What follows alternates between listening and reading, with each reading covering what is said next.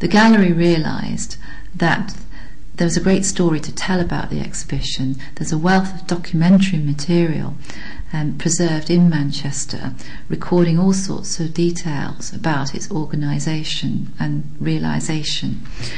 And we knew that it was an event which was not very well known locally, yet it was the largest ever temporary exhibition of artworks to be staged in this country, and it also had a significant impact on the way art galleries developed their arrangement of paintings.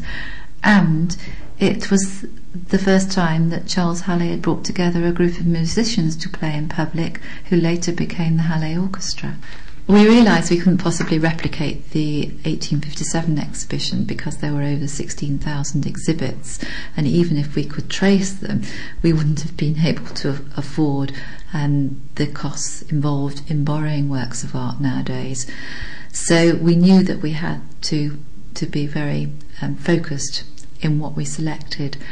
And so we followed the example of the Victorians, and they wanted to show the wealth of art treasures in the United Kingdom.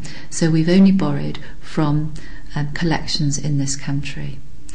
And we found that it was comparatively easy to trace the paintings and sculpture because they're all very well documented in the original catalogue. But the decorative art items were more tricky because often they were only recorded as groups of enamels or groups of Italian ceramics.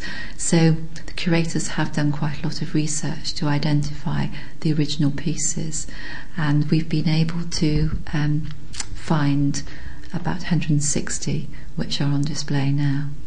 The items that are on show are not only the original exhibits, but there are also some other really interesting things which relate to Manchester in the 1850s and to what it was like to be a visitor coming to the Art Treasures Palace.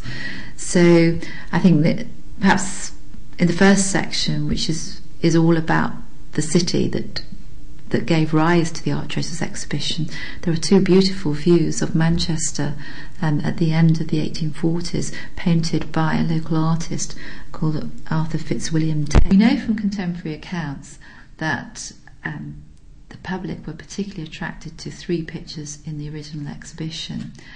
The contemporary painting which most appealed to them was Chatterton by Henry Wallace, which is a very vivid and dramatic depiction of the suicide of a young poet called Chatterton.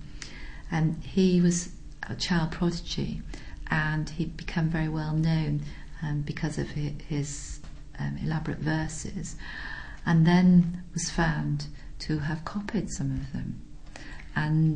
And he'd already gone to London to seek his fortune in the capital. And when this news broke, he realised that that was it. His career was not going to happen.